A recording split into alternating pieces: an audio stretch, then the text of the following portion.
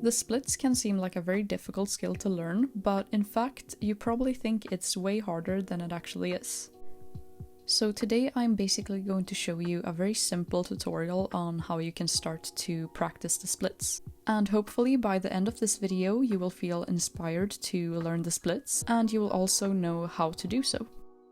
And there are of course a lot of different methods you can use to learn the splits, but today I just wanted to show you what I think is maybe the most simple way. So let's get into the first stretch.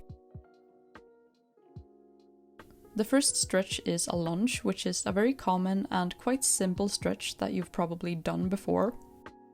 This one is very helpful for the splits since it stretches the parts of your thighs and your hips that you need for a split. And as you can see, in the lunge you are already sort of doing part of the split, just kind of mid-air, which is why it's great preparation for an actual split.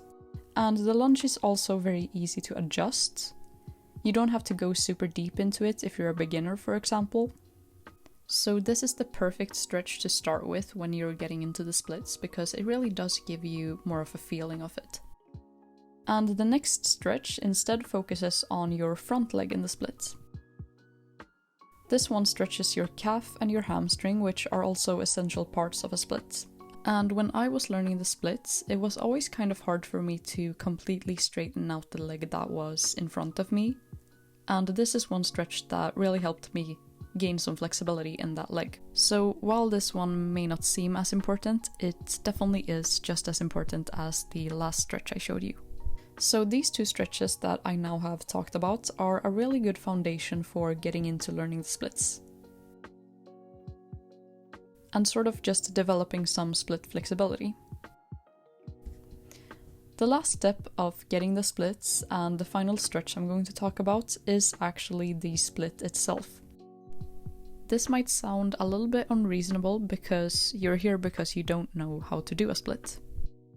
But what I mean by doing the splits in this step is not that you need to go into a full split. It's just that you need to try and go as far as possible because this is going to give you progress. And in fact, if you don't try to go into the splits and you just do the other two stretches, it's going to make the process slower. So that is why I suggest that you every day, as well as the first two stretches, also try to go into the splits.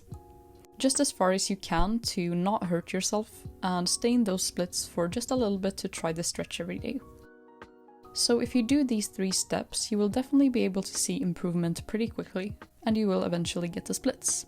When it comes to the amount of time you should stay in these stretches, it's different for everybody, but try to stay in every stretch for at least a minute if you don't know where to start. And the split stretch itself might be harder, so if you practice that one, I would say staying in it for 30 seconds can be enough.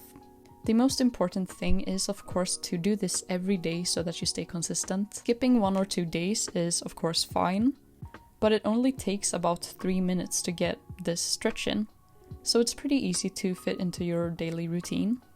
I hope this video inspired you to try to learn the splits, and most importantly, I hope it helped. So let me know if you tried these stretches and what you think about them in the comments below. But that was everything for this video, so thank you so much for watching.